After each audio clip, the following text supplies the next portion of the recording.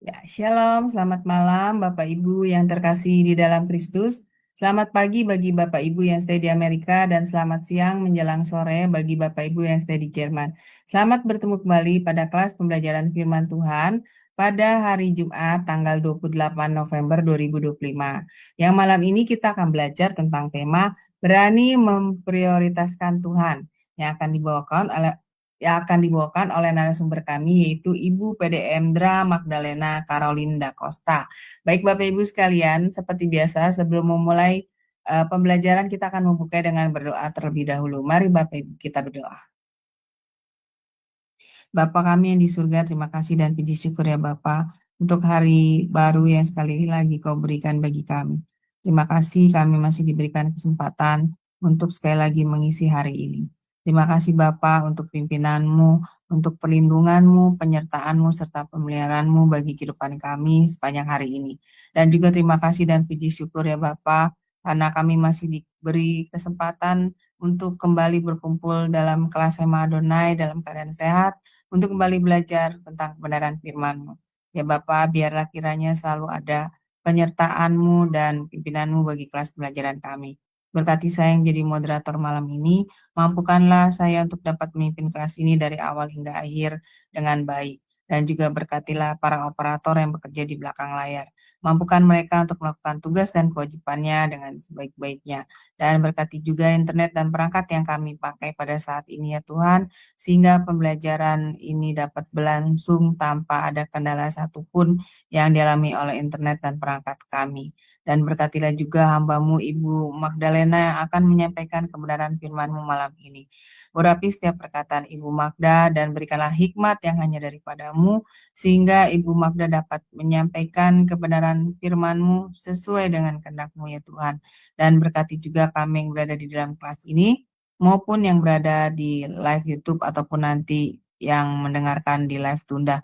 Buka hati dan pikiran kami serta terangi dengan Roh Kudus-Mu ya Tuhan, serta berikanlah hikmat-Mu juga ya Tuhan kepada kami semua, sehingga kami mampu menangkap pengajaran yang disampaikan oleh Bu Magda kepada kami dengan mendapatkan pemahaman yang baik dan benar sesuai dengan kehendak-Mu juga Tuhan.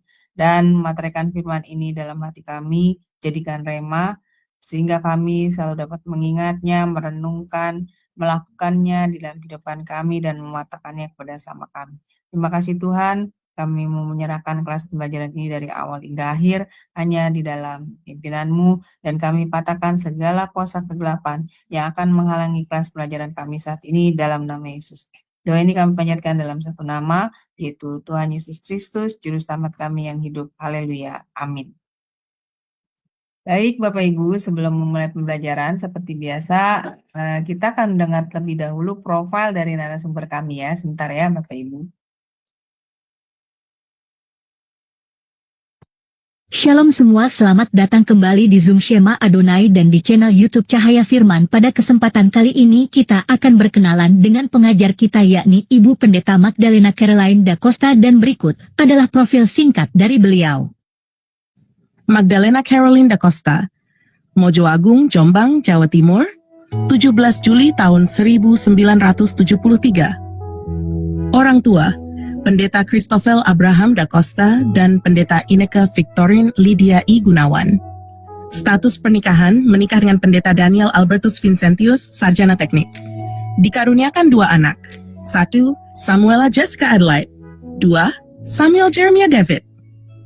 Pelayanan, mulai melayani Tuhan sejak usia 11 tahun, Gereja Bethany sampai saat ini. Memuridkan wanita sejak usia 15 tahun sampai sekarang. Dan tergabung dalam Virtuous Life Indonesia untuk menjangkau lebih banyak wanita agar dipulihkan dan dimuridkan. Pada tahun 2004, sempat tinggal di Sydney, Australia, untuk merintis cabang Bethany Sydney, yang kini dilanjutkan oleh rekan lain. Pendidikan, tahun 1994, Sarjana Pendidikan, Universitas Widya Mandala, Surabaya, Keguruan Bahasa Inggris dan Seni. Tahun 2019, Magister Sains, studi untuk konselor. Lanjut, Certified Coaching dan Mentoring untuk Trauma Healing. Tahun 2024, Magister Divinitas MDiv, ACOM, Asia College of Ministry, Australia. Tahun 2025 menyelesaikan pendidikan S dia di Dayspring Theological University, Texas, Dallas, di Indonesia dan di Israel Bible Center. Pengalaman kerja dan pelayanan. Bidang pendidikan dan terapi, tahun 1996 sampai tahun 2002, mengajar di sekolah YPPI dan Santo Henricus. Tahun 1996 sampai sekarang, menjadi terapis anak autisme di CA Center. 10 tahun terakhir lebih berfokus pada terapi privat. Tahun 2012 sampai tahun 2016, mendirikan sekolah Royal Family untuk anak-anak kurang mampu. Tahun 2004 sampai sekarang, mengajar di Dayspring Theological University, Texas, Dallas, di Indonesia. Bidang konseling dan mentoring. Tahun 2019 sampai sekarang, tergabung di Virtuous Life Indonesia sebagai pemimpin, pelatih, dan mentor. Tahun 2020 sampai sekarang, tergabung di Blessing Counseling sebagai konselor. Tahun 2021 sampai Mei tahun 2024, asisten admin dan akademik di Blessed Bible College Online, Bali. Tahun 2022 sampai sekarang, asisten di Asia College of Ministry, Australia, di Indonesia. Bidang pelayanan dan misi, tahun 2004 sampai tahun 2006, bekerja sebagai terapis lansia di Panti Jompo, Sydney, Australia. Tahun 2006 sampai sekarang, tergabung dalam pelayanan pedesaan di JJP Ministry. Tahun 2006 sampai sekarang, tergabung sebagai fasilitator dalam pelayanan wanita bijak. Tahun 2010 sampai sekarang, melayani di Persekutuan Doa Priscilla Aquila dalam bidang pujian dan penyembahan. Tahun 2017 sampai sekarang, tergabung dalam pelayanan peniup shofar Kota Surabaya. Tahun 2018 sampai sekarang, tergabung di pelayanan wanita Sungai Sukacita Ministry bersama Evangelis Indri Pardede. Tahun 2021 sampai sekarang, melayani di Persekutuan Doa House of Blessing. Iya, baik Bapak Ibu, tadi sekilas adalah profil dari narasumber kami, Ibu Magdalena Caroline. Baik Bapak Ibu, sekarang kita akan masuk pada pembelajaran, tapi sebelumnya saya menyapa terlebih dahulu narasumber kami. Shalom, selamat malam Ibu Magda. Selamat Malam, Bu ketemu. Ardi. Iya, Iya, selamat malam, Bu Ardi. gimana Bu? Sehat ya Bu? Puji Tuhan. Dan selalu luar biasa tentunya ya Bu Magda.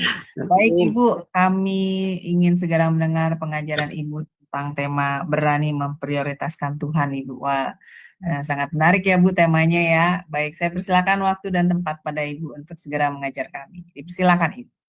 Baik, terima kasih, Bu Ardi. Oke, selamat malam, shalom Bapak Ibu. Dimanapun Bapak Ibu ada ya. Malam hari ini kita akan belajar tentang satu hal, yaitu berani memprioritaskan Tuhan. Nah,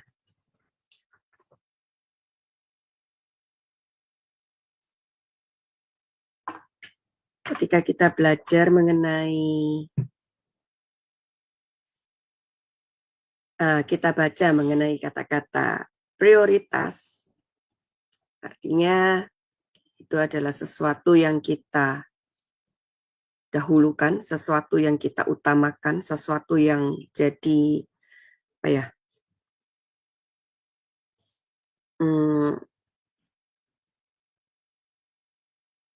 Yang satu-satunya gitu ya, yang nomor satu, terutama. Nah, itu prioritas.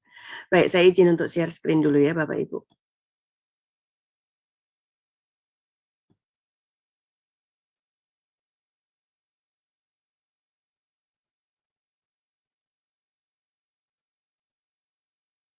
Sudah terlihat ya?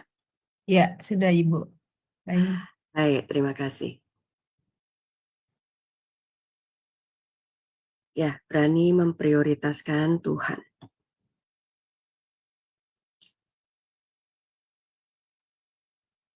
Mari sebelum kita baca di Hagai pasal yang pertama, ayat yang pertama sampai ayat yang ke-11,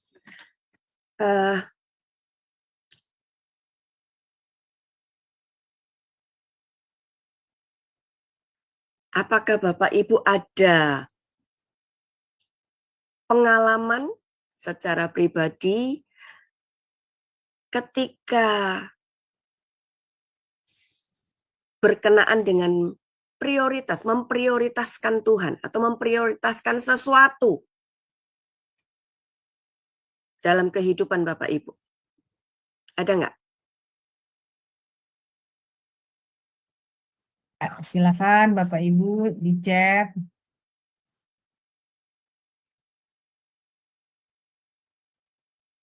Silakan.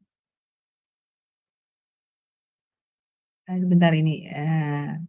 Ya, saya kasih. Bagaimana Pak Sam? Nah, ini Pak Kodek. Ya, gimana Bang Kodek? Pak Daniel Simon. Silakan Bu. Pak Ferdinand. Ya, Ya, silakan saya Pak. selamat malam Ibu. Soal prioritas ya, berarti apa yang lebih diutamakan, apa yang lebih penting untuk dikedepankan. ya. Saya sih berusaha kalau satu hari saya mengusahakan bisa mengingat apa yang sudah saya lakukan di pagi hari. Makanya saya berusaha untuk bangun lebih pagi. Itu lalu yang di pagi hari itu ya tentu lebih dulu mencari kerajaan Allah ya dengan disiplin rohani, mungkin setidak-tidaknya ya baca firman atau berdoa atau ya ikut Zoom rohani atau kalau enggak ya bisa onsite juga bagus. Oke. Ya, Terima kasih. ya, Ya. Apakah ada lagi yang lain? ya, Pak Sam, Bu Erni. Ya, aku Silakan. dari sebelah tadi. Apa tadi pertanyaannya, Bu? Baru masuk dari sebelah. Ya, Pernah nggak atau ada nggak pengalaman mengenai memprioritaskan Tuhan, boleh memprioritaskan sesuatu dalam kehidupan Pak Sam? Iya, memang itu memprioritaskan itu memang tidak gampang, apalagi dengan Tuhan seperti yang dikatakan di Matius 6 ayat 33 itu kan, memprioritaskan itu kan, tetapi carilah dahulu kerajaan Allah dan kebenarannya, maka semuanya itu akan ditambahkan kepadamu. Itu luar biasa kan, tapi ini yang sangat susah saya lakukan. Tetapi pernah memang saya memprioritaskan Tuhan, menomorsatukan Tuhan itu. Tapi tidak gampang. Gitu. Saya pernah bekerja di perusahaan, saya selalu setia berdoa, tidak neko-neko di perusahaan kan, biasa kan di perusahaan neko-neko. Jadi dengan memprioritaskan Tuhan itu, saya dapat reward lah istilahnya kan dalam sekarang ini. Saya dapat kendaraan untuk operasional gitu. Tetapi yang lainnya yang masih lebih tinggi jabatannya daripada saya, yang lebih tinggi titelnya daripada saya, malah dia dapat sepeda motor. Itu yang pernah saya alami. Saya selalu berdoa kepada Tuhan, Tuhan, karena Engkau bekerja menolong saya agar saya boleh bekerja dengan baik dan menghasilkan yang terbaik. Memang dapat seperti itu. Dari segi memprioritaskan Tuhan itu, kalau kita jujur itu memang banyak tantangan, banyak yang iri, banyak gosip. Tapi itulah keadaannya. Dan satu lagi, ini tentang yang saya alami, saya selalu berdoa kepada Tuhan sebelum saya menikah. Tuhan berikan yang terbaik bagi saya, istri saya yang cantik putih. Tuhan memberikan. Itu pengalaman saya, itu bukan hanya omongan saja. Nah, itu satu mempertas Tuhan. Tetapi kalau kita orang kerja jujur itu pasti banyak godaan, banyak tantangan di bidang neko-neko. Seperti sekarang kan Menteri Keuangan itu kan banyak yang suruh lengserkan. Baru 1 hari dilantik kan langsung lengserkan katanya kan. Seperti itulah. Seperti itu dulu Ibu Makda. Nanti kalau saya ngomong nanti nggak jadi nanti pelajarannya. Makasih Baik, terima kasih Pak atas Samuel. partisipasinya. Ya, ya sepertinya sudah nih Bu. Tidak ada Iya, yang ini. Ya, baik. silahkan dilanjutkan. Iya. Ya, kurang lebih masing-masing baik Pak Sam maupun Pak Ferdinand jawabannya kurang lebih lah ya, sama ya. Nah, ternyata dari 2 orang ini kita tahu bahwa ternyata memprioritaskan sesuatu, memprioritaskan Tuhan itu bukan hal yang mudah. Ternyata itu bukan sesuatu yang wah gampang dilakukan gitu. Ternyata bukan. Ternyata tidak mudah. Tidak semudah kita berkata bahwa oh saya memprioritaskan ini, saya memprioritaskan A, memprioritaskan B. Ternyata enggak gampang. Seperti yang tadi Pak Sam bilang, halangannya banyak. Kemudian juga dari mungkin dari teman-teman, dari apa, semua godaannya itu, tekanannya itu tidak bisa kita prediksi, gitu ya. Nah, saya boleh minta Bu Aling untuk membacakan Hagai pasal yang pertama, ayat 1 sampai ayat yang ke-11. Silakan Bu Aling. Iya, baik Bu. Hagai pertama ayat 1 sampai dengan 11. Demikianlah firman Tuhan. Pada tahun yang kedua, zaman Raja Darius, dalam bulan yang ke-6, pada hari pertama bulan itu, datanglah firman Tuhan dengan perantara Nabi Hagai kepada Zerubabel bin Seltiel, Bupati Yehuda, dan kepada Yosua bin Yosadak, imam besar. Bunyinya, beginilah firman Tuhan semesta alam. Bangsa ini berkata, sekarang belum tiba waktunya untuk membangun kembali rumah Tuhan. Maka datanglah firman Tuhan dengan perantara Nabi Hagai. Bunyinya, apakah sudah tiba waktunya bagi kamu untuk mendiami rumah-rumahmu yang dipapani dengan baik, sedang rumah ini tetap menjadi reruntuhan? Oleh sebab itu, beginilah firman Tuhan semesta alam. Perhatikanlah keadaanmu. Kamu menabur banyak, tetapi membawa pulang hasil sedikit.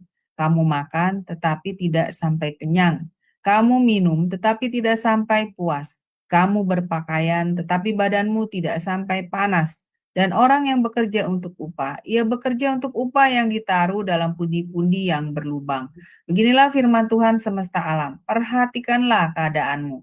Jadi naiklah ke gunung, bawalah kayu, dan bangunlah rumah itu. Maka aku akan berkenan kepadanya dan akan menyatakan kemuliaanku di situ, firman Tuhan. Kamu mengharapkan banyak tetapi hasilnya sedikit. Dan ketika kamu membawanya ke rumah, aku menghembuskannya. Oleh karena apa? Demikianlah firman Tuhan semesta alam. Oleh karena rumahku yang tetap menjadi reruntuhan, sedang kamu masing-masing sibuk dengan urusan rumahnya sendiri. Itulah sebabnya langit menahan embunnya dan bumi menahan hasilnya. Dan aku memanggil kekeringan datang ke atas negeri, ke atas gunung-gunung, ke atas gandum, ke atas anggur, ke atas minyak, ke atas segala yang dihasilkan tanah, ke atas manusia dan hewan, dan ke atas segala hasil usaha. Amin. Amin. Terima kasih Bu Aling. Ya.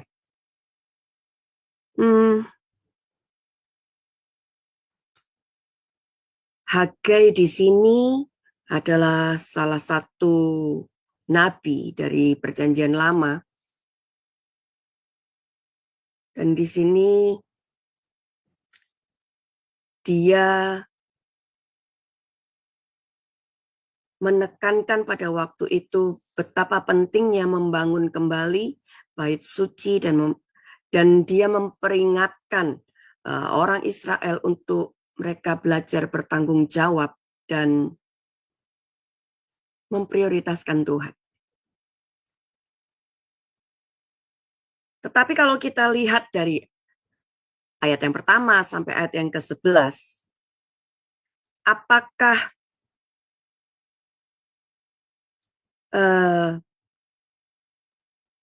Tuhan melihat hasil dari apa yang sudah Hagai coba untuk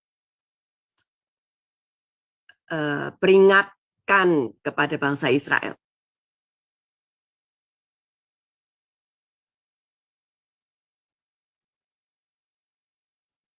Kalau Ya. tadi Bu Alim baca, kira-kira gimana Bu Alim? Apakah Tuhan memperhatikan apa yang dikatakan Hagai? Apa Bu? Hasilnya ada enggak? Kelihatan enggak? Tuhan lihat hasilnya enggak? Tidak Bu. Belum ada perubahan ya? Iya, belum. Nah. Ya. Kejadian ini itu pada masa pemerintahan Raja Darius sekitar tahun 520 sebelum Masehi ya. Jadi saat itu bangsa Israel telah kembali dari pembuangan, tetapi mereka menghadapi satu kesulitan, yaitu membangun kembali bait suci. Dan kondisi yang ada pada masa itu adalah orang Israel mengabaikan pembangunan rumah Tuhan dan lebih fokus pada kenyamanan rumah mereka sendiri.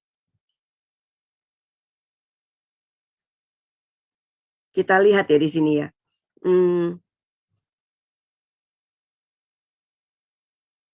Bagaimana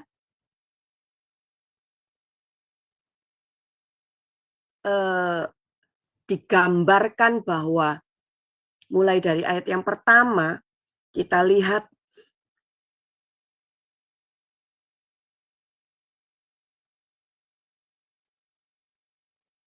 ayat yang kedua ya, bangsa ini berkata, sekarang belum tiba waktunya untuk membangun kembali rumah Tuhan. Nah, ketika mereka bicara bahwa mereka bilang belum waktunya kembali membangun rumah Tuhan, Tuhan pun jadi ngomong ayat yang keempat, apakah sudah tiba waktunya bagi kamu untuk mendiami rumah-rumahmu yang dipapani dengan baik? Sedang rumah ini tetap menjadi reruntuhan. Ayat yang kelima,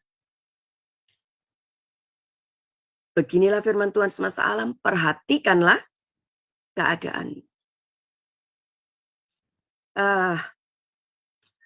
Bapak Ibu, seringkali kita lebih memperhatikan apa yang dipandang orang dari luar, yang terlihat daripada apa yang ada di dalam. Kita berusaha menutupi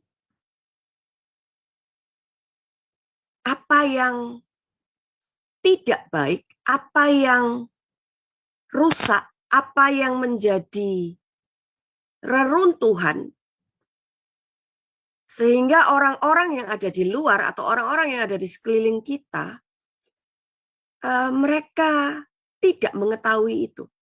Karena apa? Karena yang mereka lihat adalah pada waktu kita keluar, kita memperlihatkan sesuatu yang serba baik, sesuatu yang serba enak dilihat dan dipandang. Kita berusaha mengecilkan tidak membiarkan satu celah di mana mereka atau orang-orang bisa melihat kekurangan atau kejelekan dari hidup kita. Kita lupa bahwa Tuhan itu melihat semuanya.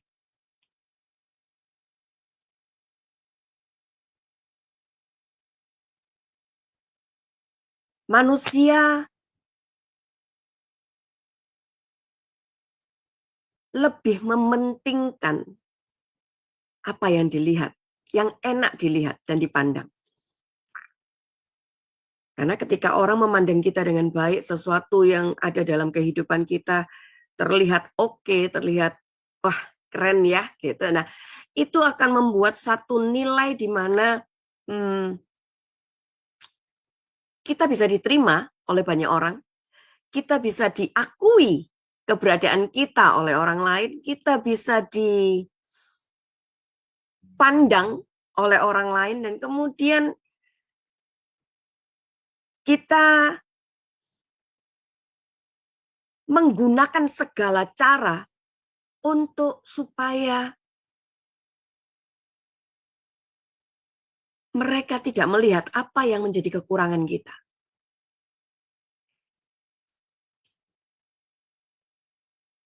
Padahal kalau kita lihat di Hagai ini, ayat yang ke-6, Tuhan sudah memperingatkan kepada mereka. Kamu tuh sudah nabur banyak. Tetapi apa? Kenapa kok bawa pulangnya hasilnya cuma sedikit?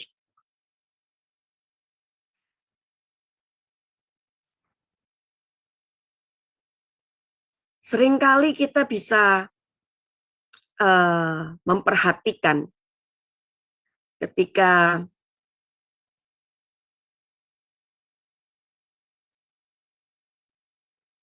orang-orang itu mengatakan bahwa aku sudah memberi di panti ini, aku sudah memberkati A, aku sudah memberkati B, aku sudah memberkati C. Kita mau itu dilihat dan dipandang oleh orang lain bahwa kita sudah memberkati ini, kita sudah memberkati A, sudah memberkati B.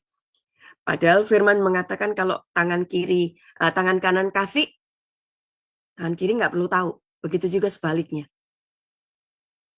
Tapi kalau kita lihat sekarang, ada banyak saling berebut untuk memasangnya di mana-mana. Supaya apa? Supaya dilihat orang, diakui, diterima. Apakah nggak boleh? Boleh. Silahkan.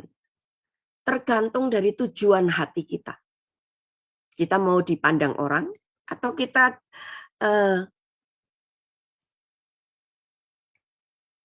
mau menyatakan bahwa Tuhan sudah memberkati saya mau belajar membagikan itu juga kepada orang lain. Tapi mana yang lebih banyak? Lebih kepada kita mau menyatakan bahwa berkat Tuhan itu berlimpah dalam kehidupan kita dan kita mau menjadi berkat untuk orang lain, atau kita mau memperlihatkan bahwa ini loh, aku sudah memberi di A, aku sudah memberi di B, aku sudah memberi di C. Kira-kira yang mana? Yang lebih banyak? Kita tidak menghakimi, kita tidak tetapi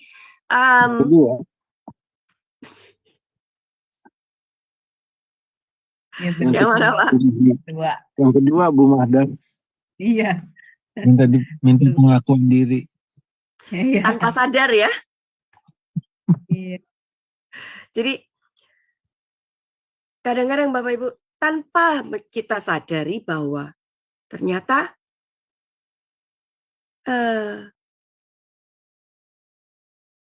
awalnya mungkin kita tulus pada waktu melakukan itu. Tapi waktu kita mulai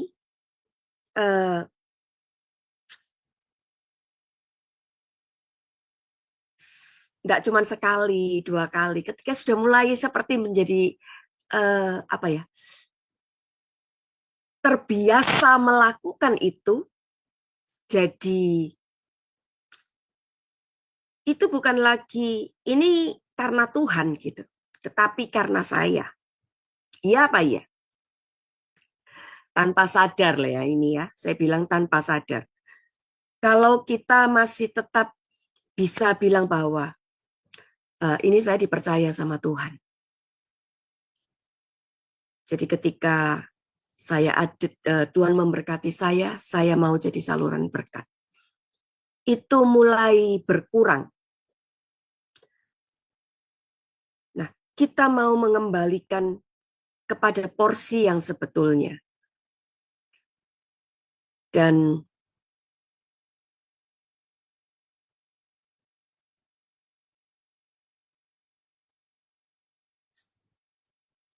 apa yang saat ini Bapak, Ibu, dan saya lakukan, mari kita mau sungguh-sungguh melakukannya. Itu hanya untuk Tuhan. Bukan untuk yang lain. Karena Tuhan. Ketika kita bisa memberi, itu karena Tuhan. Ketika kita bisa menjadi berkat dimanapun, itu karena Tuhan. Bukan karena saya. Jadi sebetulnya ketika kita melakukan sesuatu, kita mungkin memposting itu di sosmed, dengan tujuan yang diikuti. Nah, nanti saya akan jadi dikenal banyak orang, saya akan dilihat oleh banyak orang, saya akan dipandang oleh banyak orang. Nah, artinya tujuan kita memposting itu sudah salah. Prioritasnya sudah salah. Nah, kita melangkah lagi.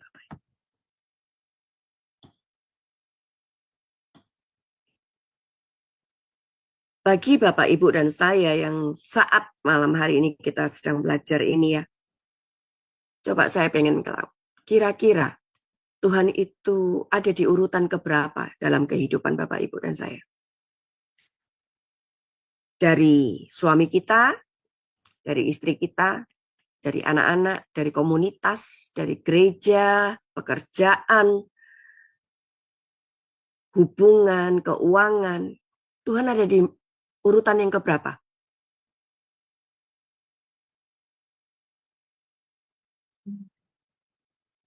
Iya, Pak silakan. Ferdinand.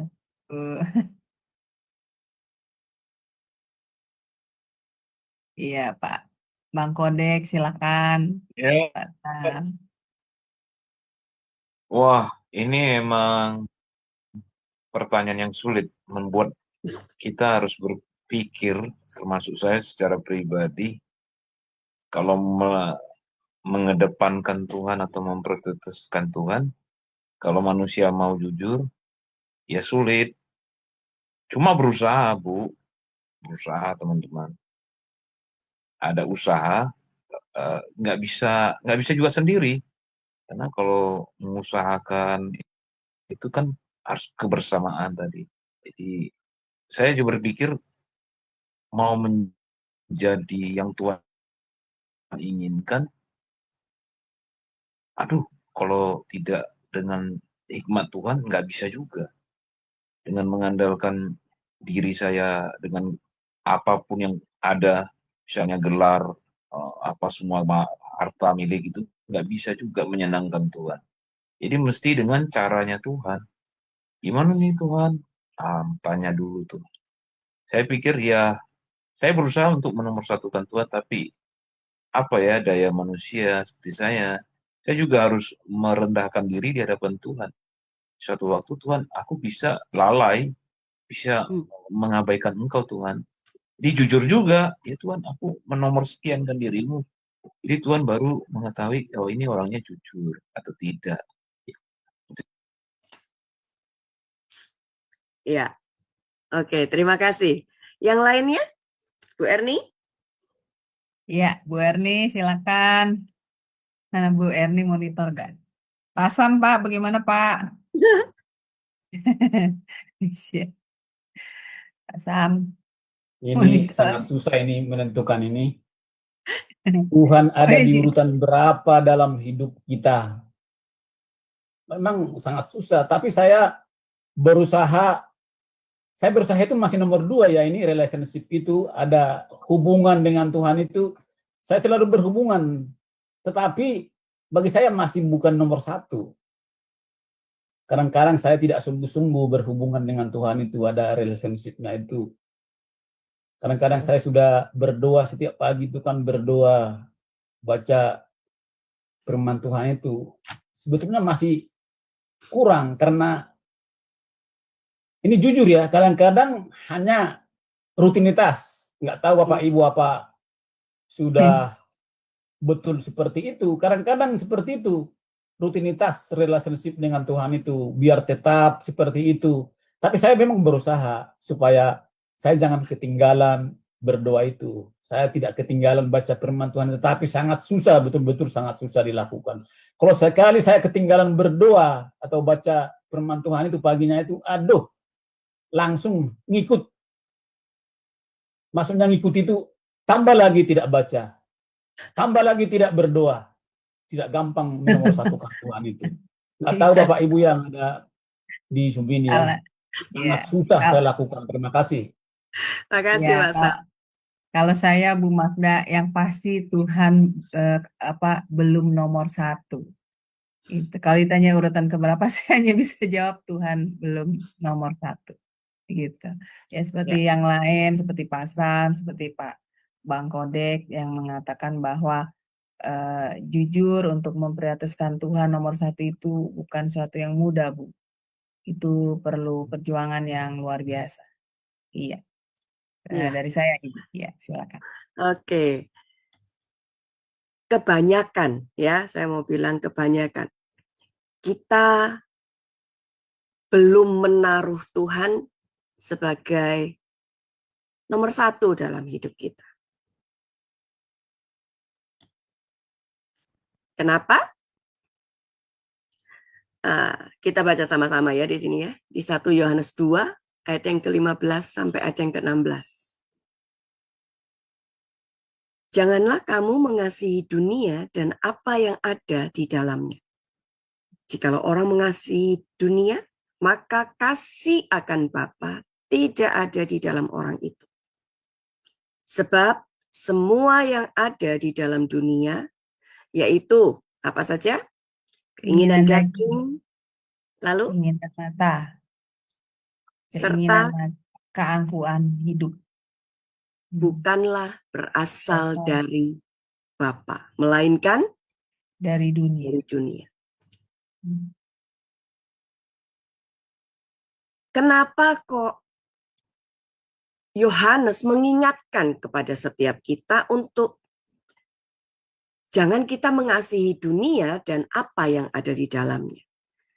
Karena ketika kita masih mengasihi dunia, Tuhan berarti tidak ada di dalam orang itu. Bukan Tuhannya yang nggak ada, tetapi kasih Tuhan, kasih akan Tuhan tidak ada dalam orang itu. Karena apa? Karena ketika kita lebih mengasihi dunia,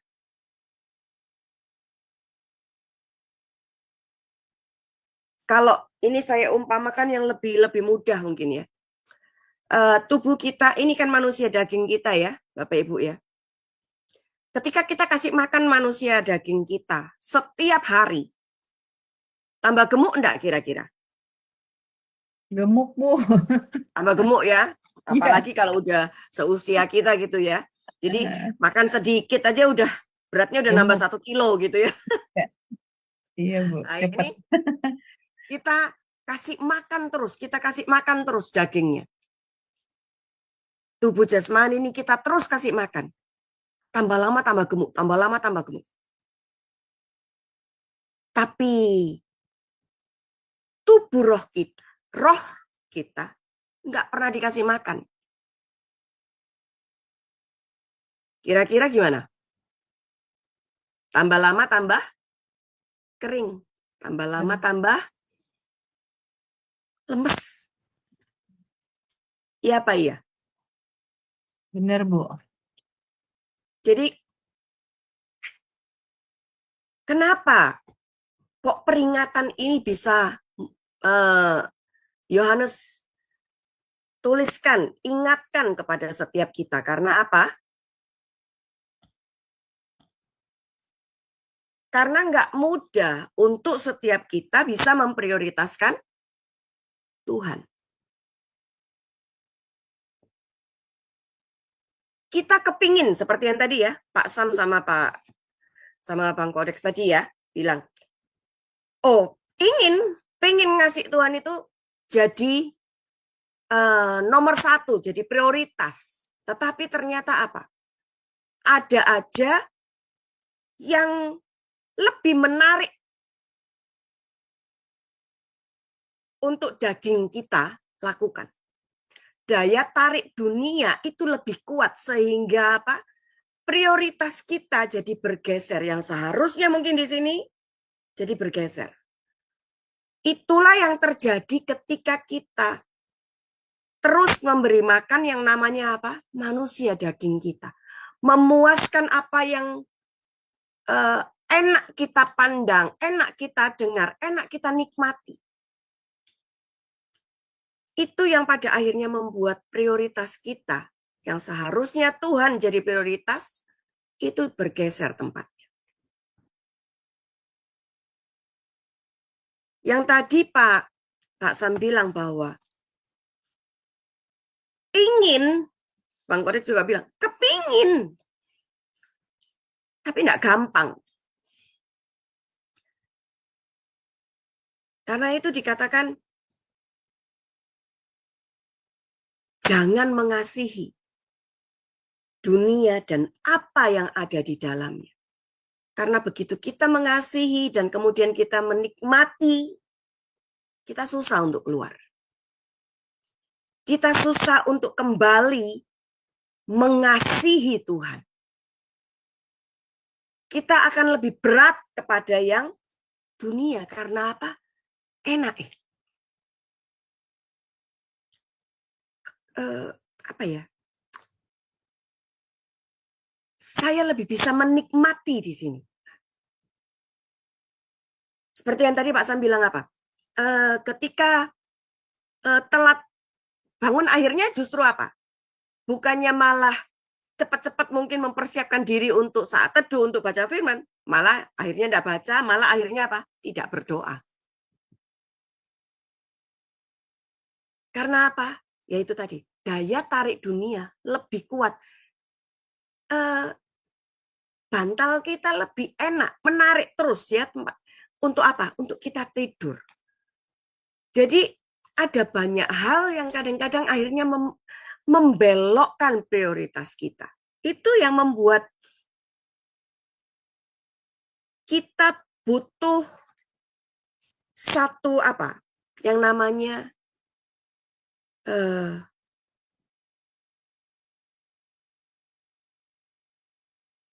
tekad atau kemauan keras.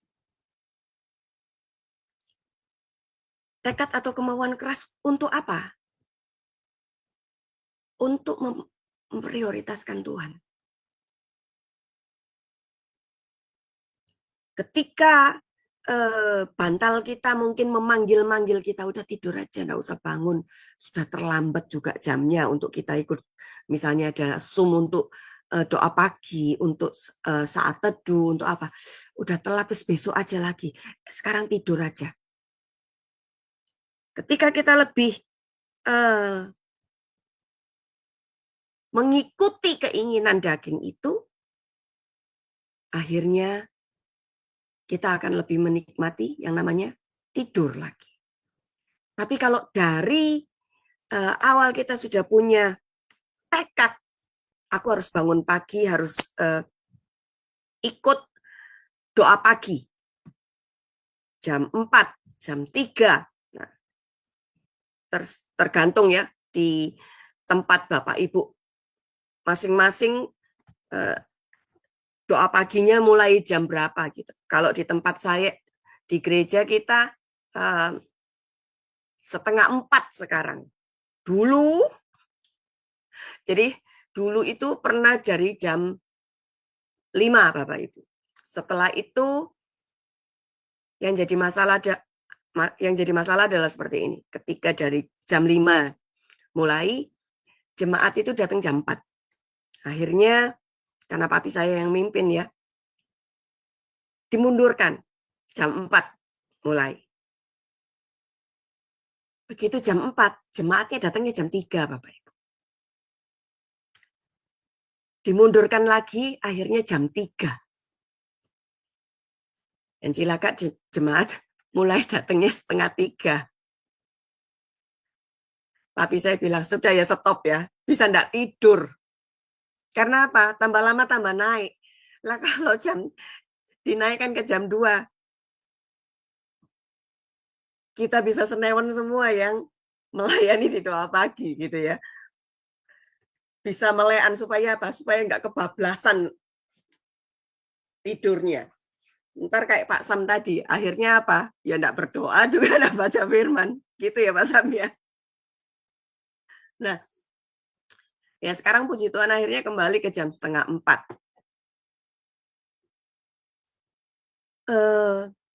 Dibutuhkan tekad.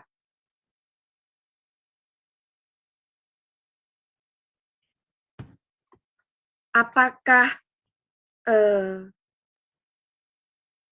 kita bisa membuat tubuh jasmani kita ini mengikuti kemauan yang kita miliki, yaitu apa?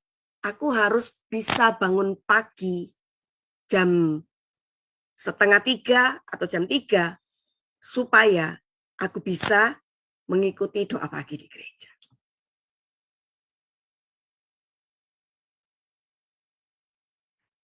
Awal mungkin kita pakai HP untuk apa? Nyalain alarm.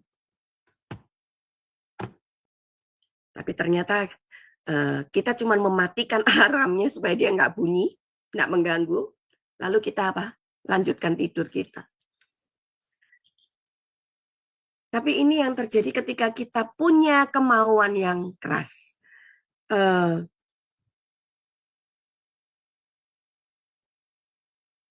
Akhirnya begini, saya bilang Tuhan, besok mesti ikut doa pagi.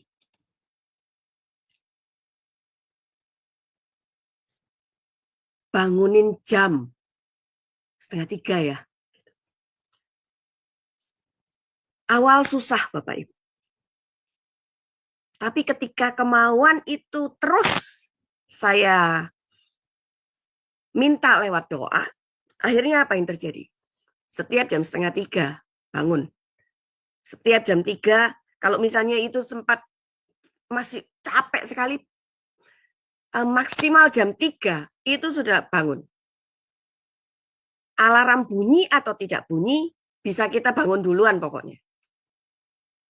Nah, tekad atau kemauan yang keras itulah yang bisa membantu setiap kita untuk apa? Mengembalikan prioritas kita yang sempat melenceng, yang sempat mungkin tidak pada tempatnya. Contoh lain mungkin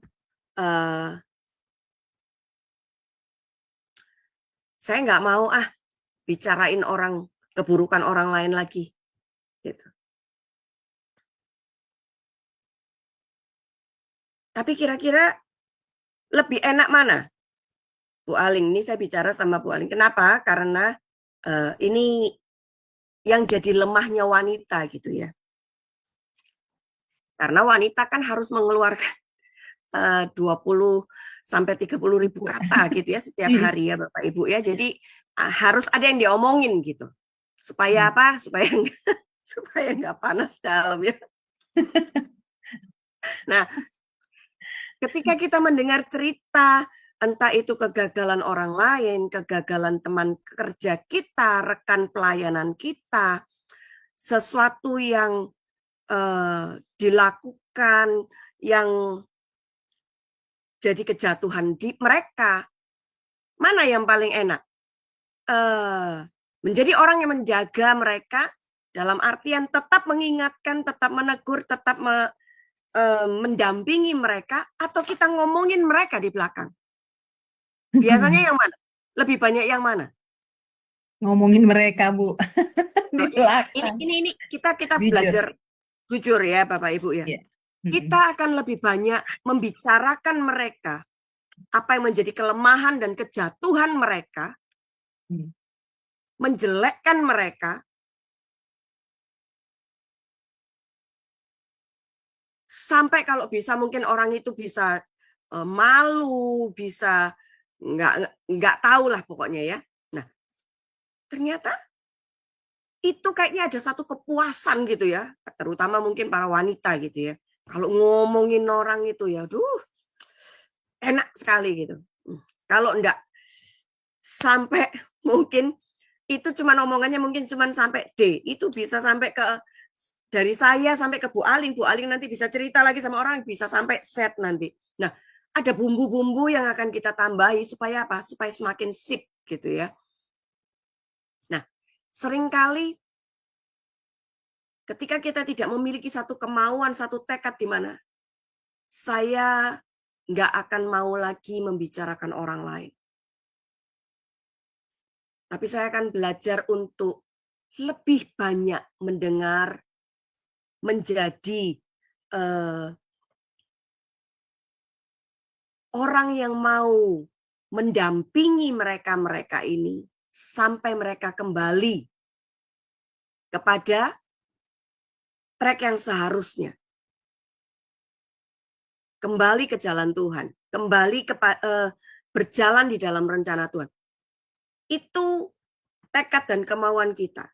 Tetapi ternyata selama ini lebih banyak kita lebih suka untuk nunjuk, lebih suka untuk membicarakan, lebih suka untuk menekan, lebih suka untuk menjatuhkan mereka. Nyukurin mereka. Nah, mari kita belajar bahwa ketika kita mendengar keburukan orang lain, ketika kita mendengar kejatuhan orang lain, ketika kita mendengar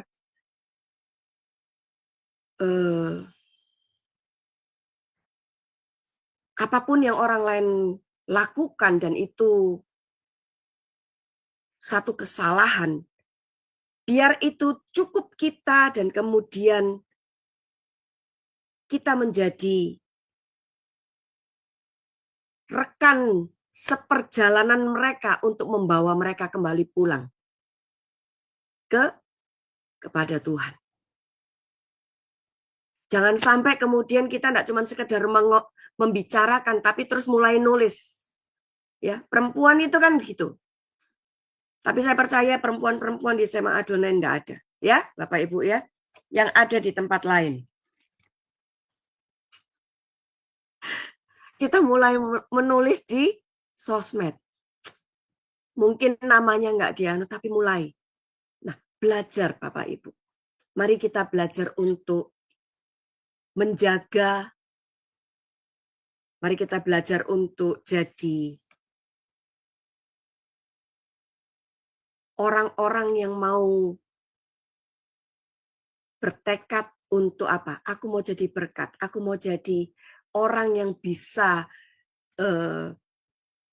ketika mereka ada kesulitan, ketika mereka jatuh, mereka percaya sama orang yang bisa dipercaya. Bukan orang, waduh aku nek ngomong sama Bu Aling, wes nanti sudah pasti sampai ke Amerika.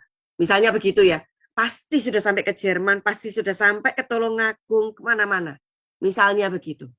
Ngomong sama Bu Magda, waduh sudah sampai ke seluruh dunia. Misalnya begitu. Dan jangan sampai kita menjadi orang yang seperti itu. Tapi mari kita semua bisa belajar bahwa ketika orang datang kepada setiap kita, bercerita tentang apapun, biar itu bisa sampai atau berhenti kepada kita. Dan kita bisa menjadi sandaran dalam artian apa? Membawa mereka kembali. Menuntun mereka untuk mereka mengerti lebih lagi kepada kebenaran Tuhan. Ya, keburukan orang lain, kejatuhan orang lain cukup sampai di kita saja. Jangan sampai itu terucap di perkataan kita atau terlebih lagi sampai kita mulai menyebarkan lewat sosmed. It's not good ya. Jadi Bapak Ibu mulai belajar bahwa setiap kita mau jadi pribadi yang betul-betul bisa dipercaya sama Tuhan. Ini salah satu dasar dari kita bisa memprioritaskan. Nah, lalu kenapa kok kita itu harus memprioritaskan Tuhan itu kenapa kok susah gitu? Kenapa kok nggak mudah sih? Kenapa kok nggak gampang gitu ya? Karena apa? Karena itu dibutuhkan satu komitmen yang mau tidak mau harus Bapak, Ibu, dan saya lakukan. Dan ketika kita tidak punya komitmen, kita tidak akan lakukan itu. Tekad aja tidak bisa, apalagi komitmen.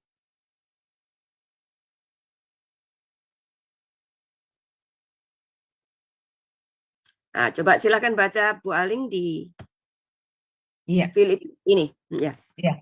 Filipi 3 ayat 13 sampai dengan 14. Demikianlah firman Tuhan.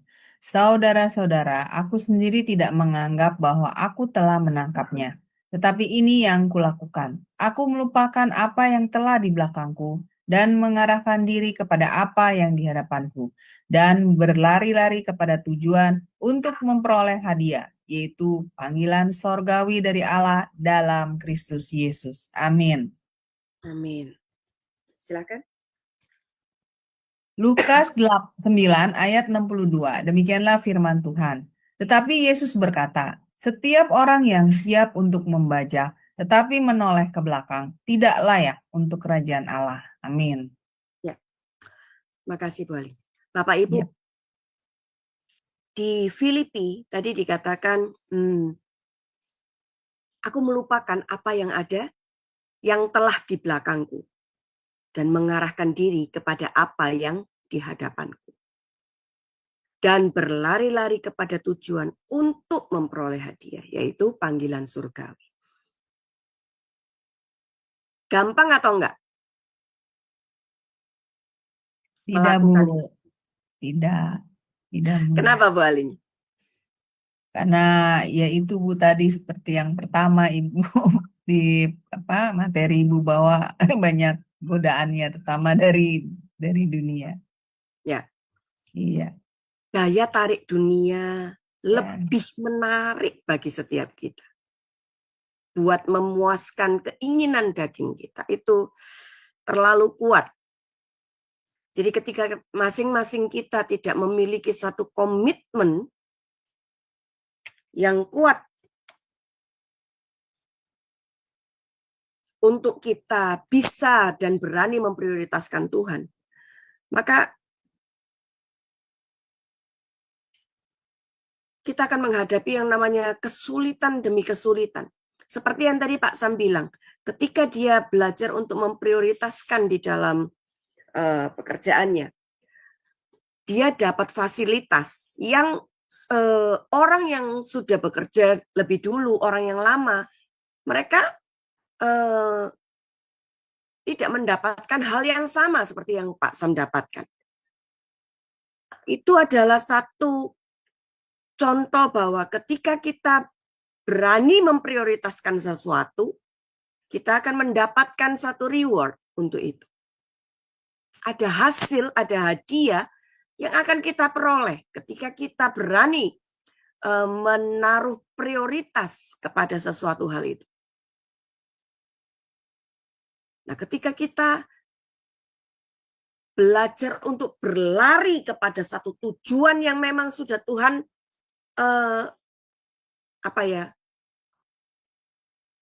letakkan, Tuhan pasang bagi kehidupan kita sebagai anak-anak Tuhan yang mempercayai Dia, bahwa yang tadi Pak Sam bilang, carilah dahulu kerajaan Allah dan kebenarannya. Matius 6 ya.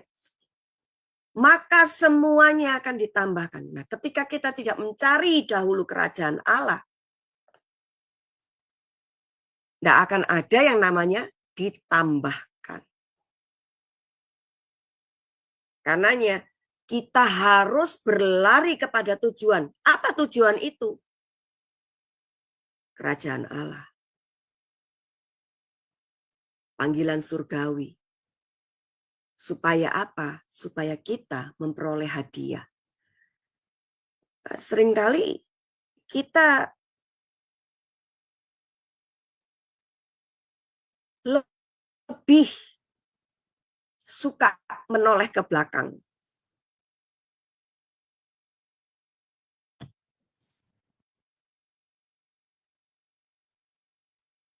Tapi Tuhan bilang bahwa setiap orang yang siap untuk membaca, tetapi menoleh ke belakang, tidak layak untuk kerajaan Allah.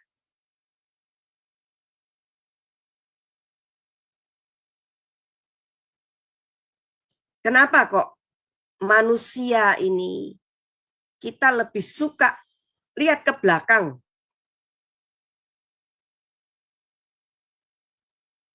daripada menunjukkan mata kita untuk melihat ke depan? Kira-kira kenapa? Nyaman, Bu. Kayak bangsa Israel, Bu. Kan selalu ingat Mesir Ah, di otaknya. enak yang di Belakang. belakang gitu ya. Karena apa? Zona Nyaman. nyaman kita, betul ya? Karena Iya. sesuatu yang seperti bangsa Israel, kok di sini nggak ada daging, nggak ada apa ya, tah? Pada waktu mereka cuman makan mana.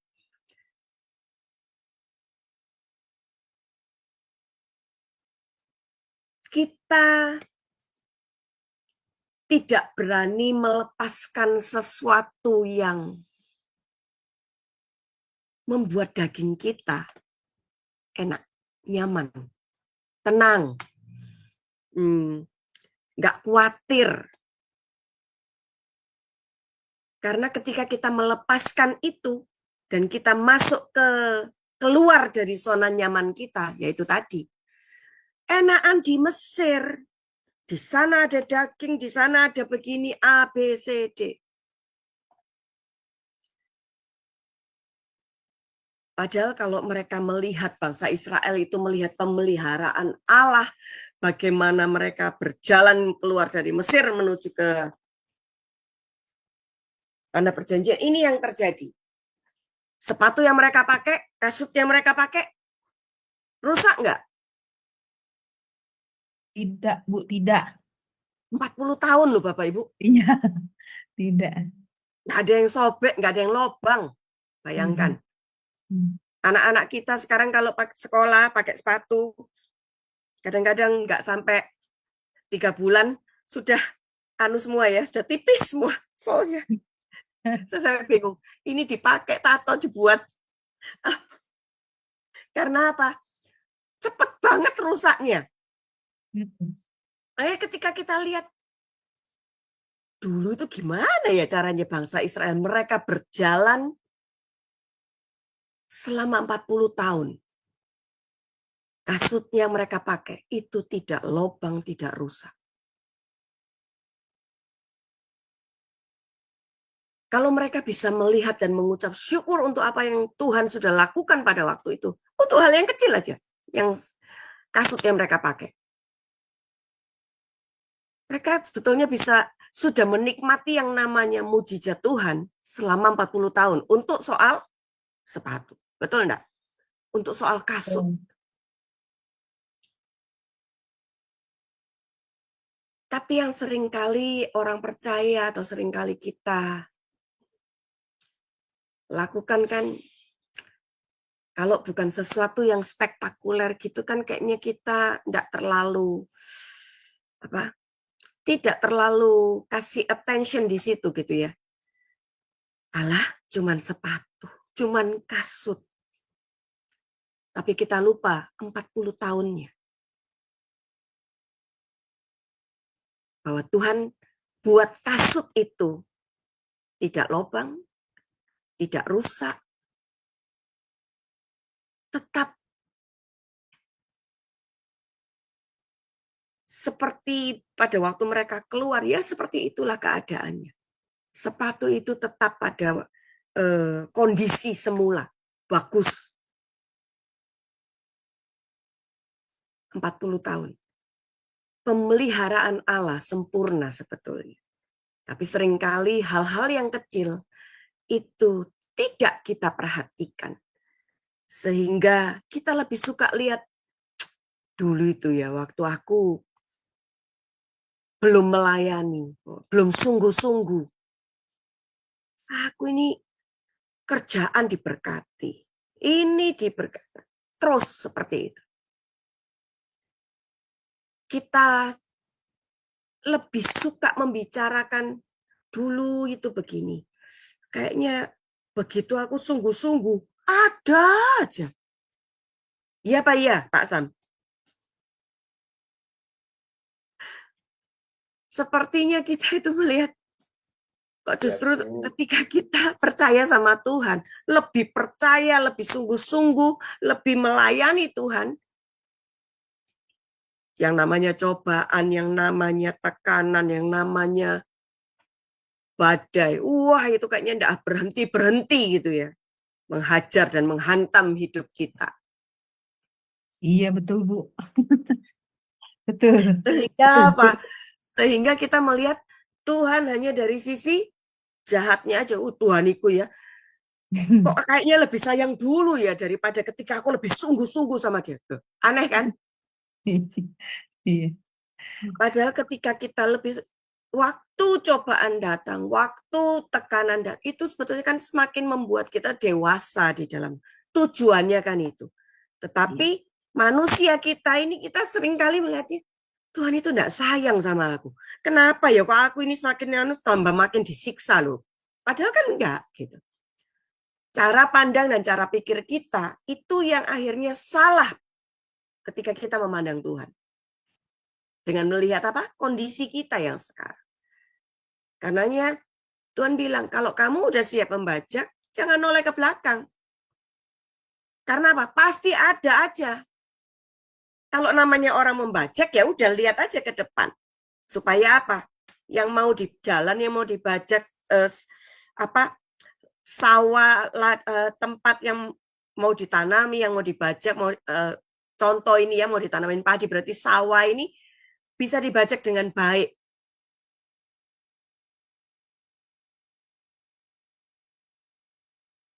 Tapi kalau kita sibuk melihat ke belakang, akhirnya enggak karu-karuan. Nah,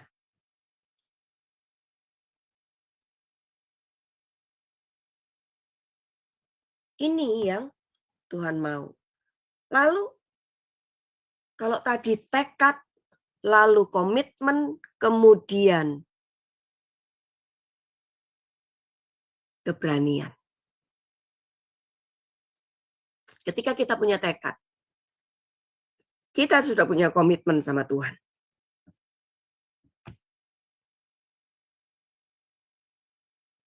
Bahwa aku mau belajar untuk memprioritaskan Tuhan. Tetapi kita tidak punya keberanian untuk melangkah. Sama saja bohong.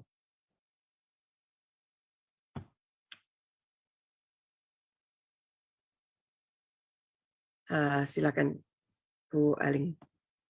Jadi, Ya, Bu. Filipi 3 ayat 8. Demikianlah firman Tuhan. Malahan segala sesuatu kuanggap rugi, karena pengenalan akan Kristus Yesus Tuhanku lebih mulia daripada semuanya. Oleh karena dialah aku telah melepaskan semuanya itu, sebentar Ibu. Ya, oleh karena dialah aku telah melepaskan semuanya itu dan menganggapnya sampah, supaya aku memperoleh Kristus. Amin. Ketika kita berani memprioritaskan Tuhan, mengambil keputusan, ya, maka langkah kita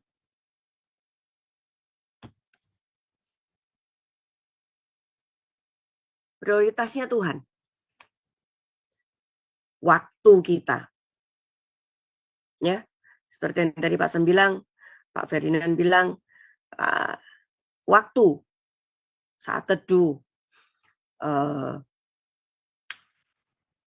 doa, lalu mungkin uang kita, untuk kita melayani, untuk kita memberkati, untuk apapun pekerjaan Tuhan.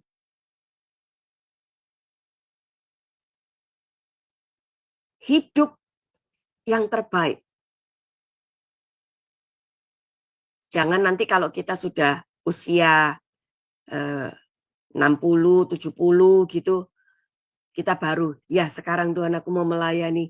Duh, terus yang waktu lalu gimana? Kita menikmati yang namanya sesuatu yang mengenakkan daging kita. Tapi hidup yang terbaik artinya di usia-usia kita, waktu kekuatan kita masih ada, masih penuh, itulah di mana kita memberikan kehidupan kita kepada Tuhan untuk dipakai sebagai alatnya. Orang yang berani memprioritaskan Tuhan adalah orang yang berani memberikan waktu, uang, hidup. Hidup ini berarti tenaga juga di situ. Artinya seluruh kehidupan kita.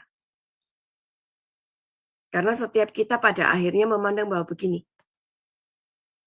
waktu yang aku punya itu dari Tuhan. Uang yang aku punya itu dari Tuhan.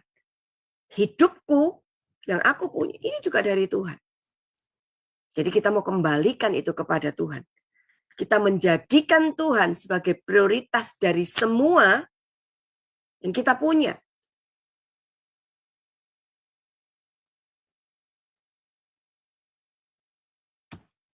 Memprioritaskan Tuhan berarti menempatkan Tuhan sebagai yang utama dan pertama dalam hidup kita.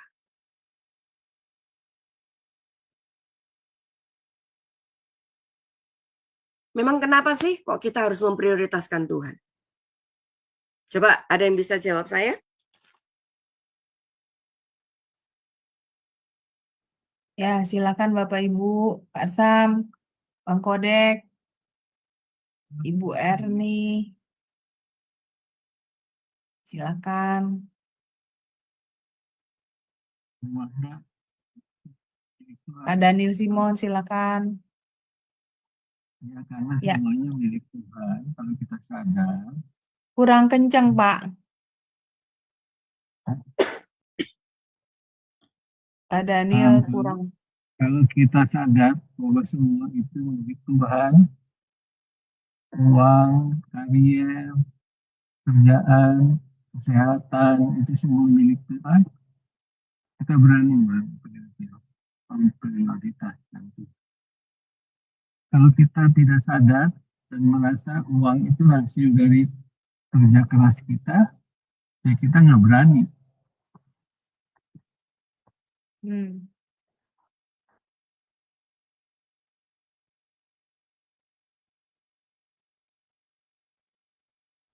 Iya, Baik, ada dengar yang Ibu lain? Magda. Iya, silakan Pak Sam, Bang Kodek, Oh, silakan Bang. saya dulu.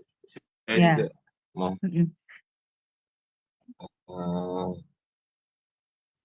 Karena kalau dimulai membuat nomornya bukan nomor satu, Tuhan itu berada di nomor sekian, kelihatannya hari demi hari nanti bakal menolak Tuhan dan firman-Nya. Jadi bisa saja menjadi nanti akhirnya mengabaikan berkatnya, ya sumber berkatnya paling utama kan. Inilah sumber berkat. Jadi akan mulai ada krisis-krisis yang tanpa disadari karena penolakan akan Tuhan dan firman-Nya mulai mengabaikan atau membuat dia nanti tidak penting, tidak lagi prioritas. Ya, akibatnya hidup itu bukan berubah jadi lebih baik, jadi mungkin bisa lebih buruk. Ya, mungkin kalau dibilang kita berusaha mengobati atau mencegah, lebih baguslah mencegah daripada mengobati.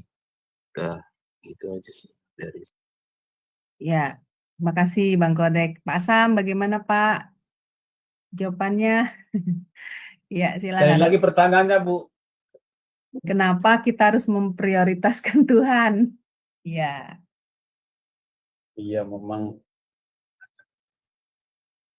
itu satu kan perintah sebetulnya kan. Itu perintah, kita tidak boleh mengingkari. memang kenapa kita harus memprioritaskan Tuhan, itu satu perintah. Yang kita alami sekarang ini kan, meski kita memprioritaskan Tuhan, memang tidak nyaman kan, tidak nyaman. Walaupun tidak nyaman, kita tetap memprioritaskan Tuhan, itu memang jangan menjadi apa yang kita mau gitu loh kan. Kadang-kadang kita kan apa yang kita mau, apa yang saya mau, bukan apa yang Tuhan mau. Bukan cuman orang lain, saya juga seperti itu. Aku berikan ini Tuhan. Nah, gitu kan. Padahal sebetulnya apa yang Tuhan mau dulu, perintahnya itu yang dilakukan. Tidak gampang. Karena memprioritaskan Tuhan itu kan sebetulnya harus bisa menolak tadi itu.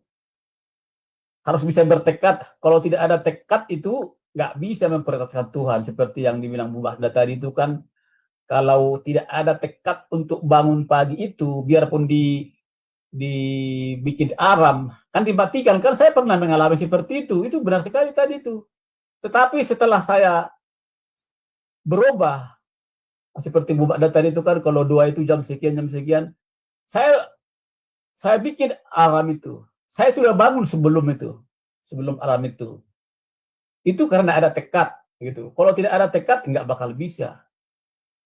Memang banyak sekali halangannya. Coba kita pagi-pagi, saya lah bangun pagi-pagi ya.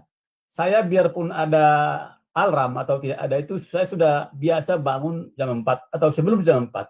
Tetapi kalau saya tugas pagi itu kan, tetap saya kasih alarm. Walaupun itu tidak berguna, mana tahu nanti ada mimpi-mimpi yang tidak indah kan, bisa kebablasan, saya tidak bisa tugas paginya itu gitu. Saya tetap bikin alarm itu, tetapi saya bangun, langsung saya matikan sebelum itu, harus ada tekad gitu. Pagi-paginya itu seperti itu ya. Kalau kita bangun pagi-pagi, lihat HP, ada berita, misalnya ada dari pimpinan, kamu harus begini. Tahu-tahu ada masuk dari Facebook. Langsung dibuka kan, langsung datang beranda-beranda yang bagus-bagus begini-begini kan, lupa segalanya. Nggak tahu Bapak Ibu apa bisa mengalami seperti itu. Jadi memang harus ada tekad. Kalau tidak ada tekad, nggak bakal bisa memprioritaskan Tuhan. Itu aja saya rasa dari saya. Ya, terima kasih. Ya, kalau dari saya, Ibu Magda, kenapa kita harus memprioritaskan Tuhan? Pertama ya, seperti Pak Sam bilang tadi, bahwa itu adalah sebuah perintah ya, Ibu, di dalam firman Tuhan. Yang kedua, karena hidup dalam memprioritaskan Tuhan, artinya kan hidup di dalam ketaatan melakukan firman-Nya ya Bu ya. Segala sesuatu yang Tuhan ajarkan itu kita harus mentaatinya, dan firman Tuhan itu kan baik Bu, maksudnya bagi diri kita gitu, membimbing kita, mengajar kita. Jadi memang sudah seharusnya kita memprioritaskan Tuhan. Artinya kalau menurut saya itu artinya mengikuti ajarannya Bu, mentaati perintahnya itu. Jadi dan itu memang yang terbaik kan sebenarnya Bu Magda bagi diri kita gitu, hidup manusia itu, karena apa yang Tuhan ilhamkan itu menurut firman-Nya itu kan untuk mengajar kita, mendidik kita dalam kebenaran, menyatakan kesalahan kita, memperbaiki kelakuan kita. Nah, seperti itu. Jadi ya itu yang menurut saya itu memang kita harus memprioritaskan Tuhan sebenarnya. Berarti memprioritaskan Tuhan berarti mengalahkan segala keinginan-keinginan daging kita dan juga kenikmatan-kenikmatan duniawi. Ya, begitu Ibu Magda. Terima Iya. kasih. Ya. Betul. Oke, terima kasih Pak Sam, Pak Ferdinand, Pak Daniel, Pak Aling. Nah, kenapa kok kita harus memprioritaskan Tuhan? Ya.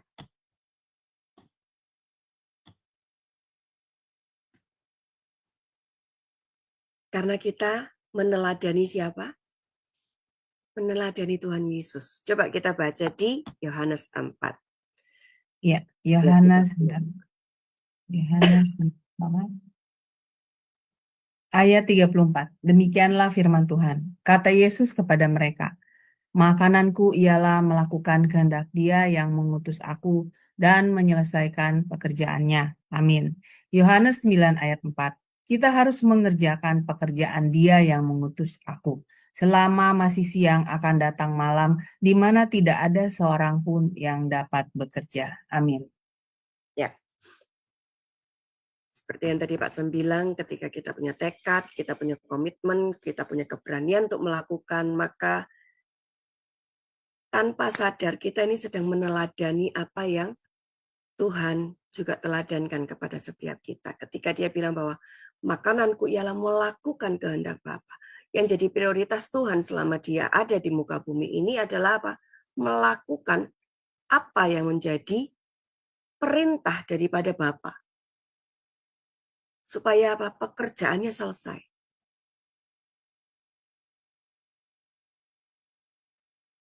Karenanya ketika itu dikembalikan kepada kita dikatakan apa? Selama masih siang. Nanti kalau udah malam, tidak ada orang lagi yang bisa bekerja. Artinya apa? Selama kita masih kuat, selama kita masih sehat, selama kita masih bisa. Jangan nunggu kita sudah tua, sudah sakit-sakitan, kita sudah pakai tongkat, kita sudah tidak bisa bangun, lalu kita bilang, Tuhan sekarang aku mau melayani Tuhan. Caranya bagaimana? Selama masih siang akan datang malam, di mana tidak ada seorang pun yang dapat bekerja. Kalau kita mau memberi kepada Tuhan, ketika kita mau menjadikan Tuhan itu sebagai prioritas dalam kehidupan kita, maka kita akan memberikan apa yang ada dalam hidup kita ini yang terbaik. Bukan sisa, bukan apa adanya yang ya apalagi namanya saya baru bisa enak ini usianya ya sudah usia segini ya sekarang lah gitu. Enggak. Tetapi ketika waktu kita ada, waktu kekuatan kita masih kita bisa lakukan, waktu betul-betul Tuhan lagi panggil kita langsung ya Tuhan. Itu waktunya kita sedang memberikan Dia jadi yang nomor satu dalam kehidupan kita. Yang utama dalam hidup kita.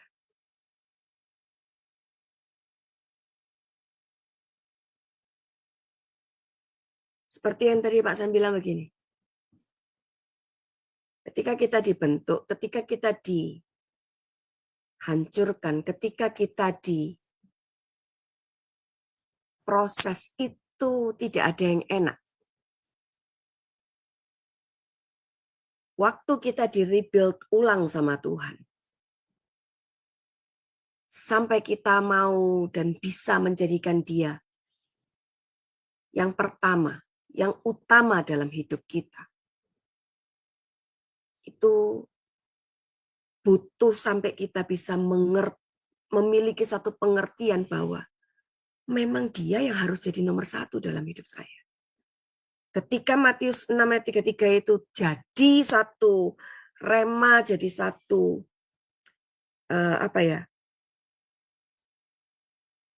visi yang harus kita tuju dan capai, itu yang akan membuat setiap kita jadi orang-orang yang aku mesti tuh bisa mencari kerajaan Allah terlebih dahulu.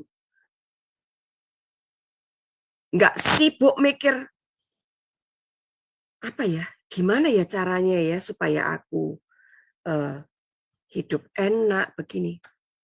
Nggak berpikir itu. Makanya kenapa tadi di Hagai dikatakan apa?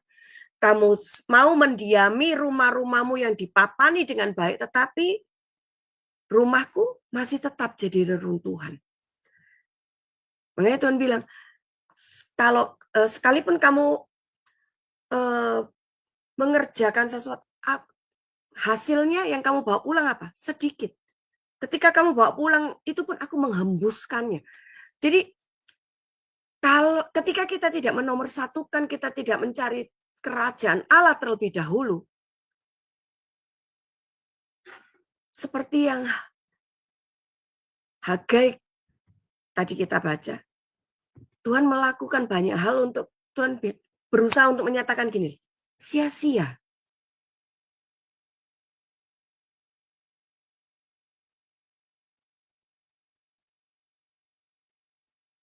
Kita tidak belajar untuk jaga cara bicara kita, apa yang kita lihat, apa yang kita dengar, apa yang tangan kita lakukan, kaki kita mau pergi kemana. Kita tidak belajar jaga itu. Kita sedang tidak, tadi siapa Pak Ferdinand kalau nggak salah bilang, Tuhan apa yang kamu mau aku lakukan. Kita tidak belajar untuk bertanya, kamu mau apa nih? Ketika kamu kasih berkat, ini mau dibuat apa?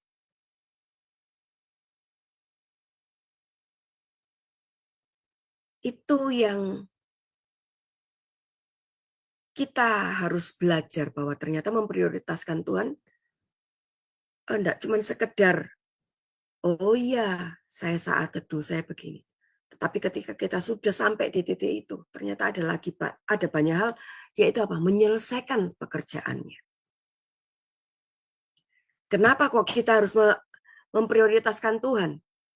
Karena apa? Karena Dia adalah Tuhan dan Raja kita.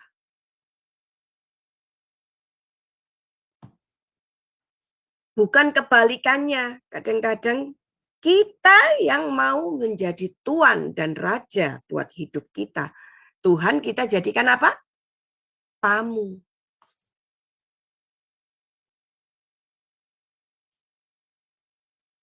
Wahyu 17 ayat 14.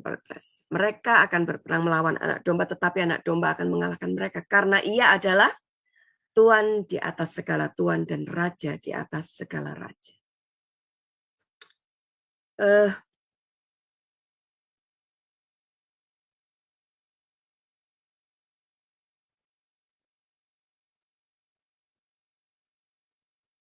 Menomorsatukan Tuhan, menjadikan Dia yang terutama. Sebagai, kan setiap kali kita mendoakan atau pada waktu Bapak Ibu dan saya pertama kali menerima Dia sebagai Tuhan dan Juru Selamat kita secara pribadi, kita kan berdoa bahwa Tuhan, mari masuk dalam kehidupanku, dalam hidupku, dalam hatiku, jadilah Tuhan dan Raja dalam hidupku. Ketika kita berdoa seperti itu, artinya kita tidak undang Dia sebagai sekedar tamu yang masuk di dalam rumah kita atau hidup kita. Tetapi kita mau menyerahkan kunci rumah kita atau kunci hati kita ini kepada Tuhan. Supaya apa? Dia yang pegang kunci. Ketika Dia yang pegang kunci, ada penjahat datang, ada pencuri datang, ada siapapun yang berusaha untuk mungkin menjatuhkan kita, menggagalkan apa yang Tuhan rencanakan dalam hidup kita, yang mereka dapati pertama siapa?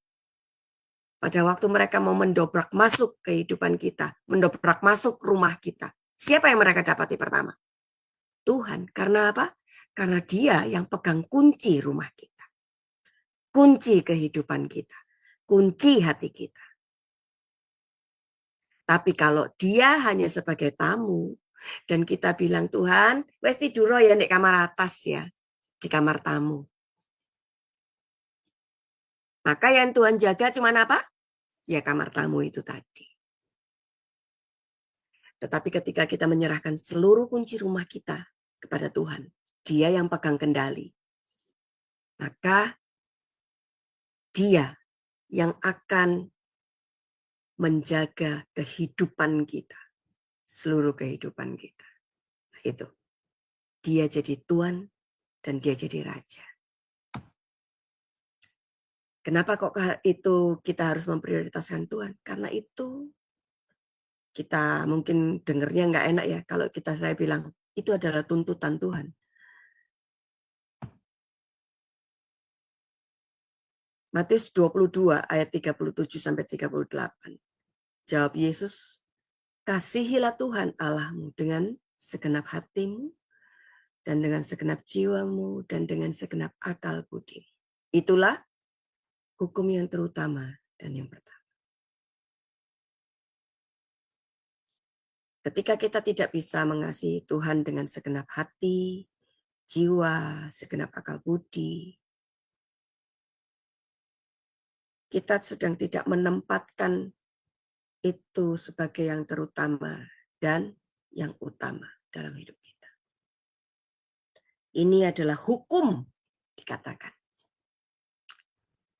Ketika ini jadi hukum, artinya ini kalau misalnya di dalam pekerjaan ini adalah syarat-syarat, ini adalah sesuatu yang tidak bisa tidak dilakukan, tetapi merupakan sesuatu yang harus dilakukan.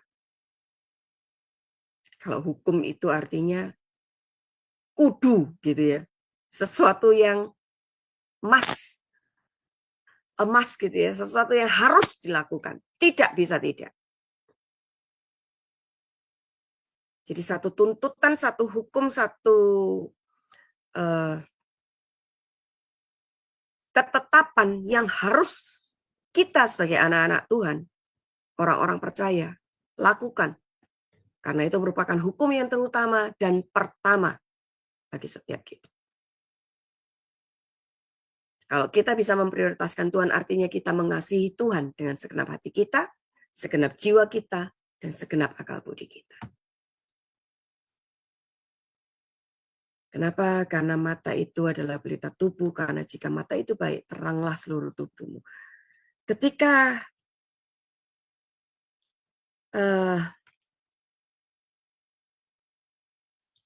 kita bisa mengasihi Tuhan dengan segenap hati, segenap jiwa, segenap akal budi, maka itu akan membuat terang seluruh tubuh kita.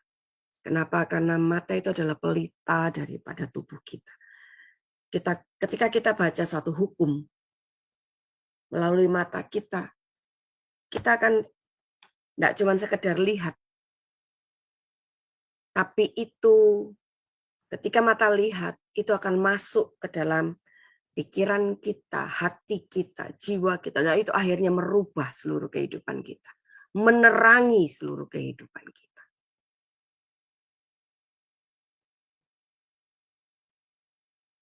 Dan sebelum kita selesai, ini.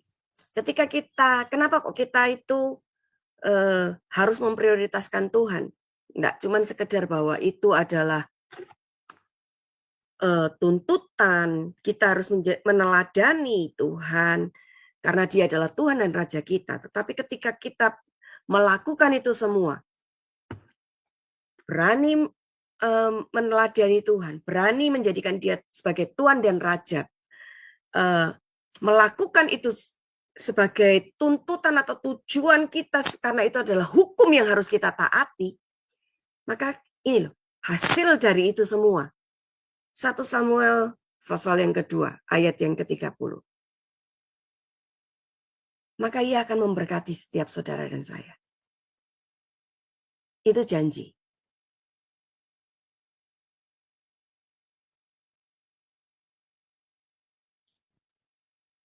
Saya tadi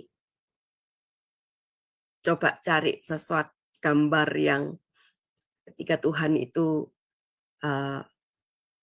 memberkati kita, sesuatu yang memberkati kita dengan berlimpah, tapi dengan cara apa? Tuhan menggendong gitu ya. Saya cari gambarnya kok kurang yang sukacita gimana gitu. Namanya orang diberkati itu kan bersukacita gitu. Nah, akhirnya saya coba tadi tanya dan kemudian saya minta gitu ya lewat AI. Nah, wah, Kan jadinya bagus ya ketika kita melihat bahwa Tuhan memberkati itu, kita dengan bersuka cita, kita tersenyum bahagia waktu kita menerima berkat-berkat Tuhan. Nggak ada yang wajahnya cemberut, Bapak Ibu.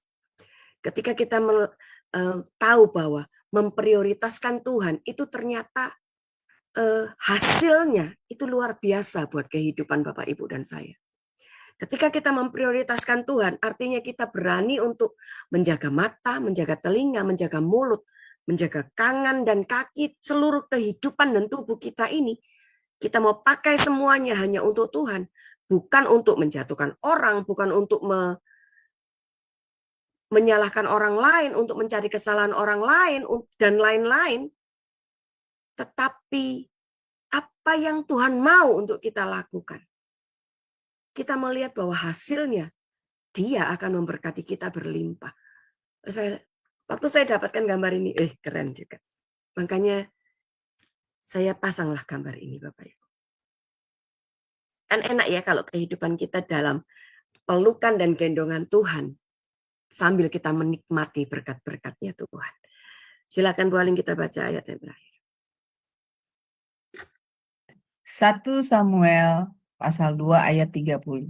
Demikianlah firman Tuhan. Sebab itu, demikianlah firman Tuhan, Allah Israel. Sesungguhnya aku telah berjanji, keluargamu dan kaummu akan hidup di hadapanku selamanya. Tetapi sekarang, demikianlah firman Tuhan. Jauhlah hal itu daripadaku, sebab siapa yang menghormati aku akan kuhormati, tetapi siapa yang menghina aku akan dipandang rendah. Amin. Ketika kita bisa menghormati Tuhan, menomorsatukan Dia, memprioritaskan Dia,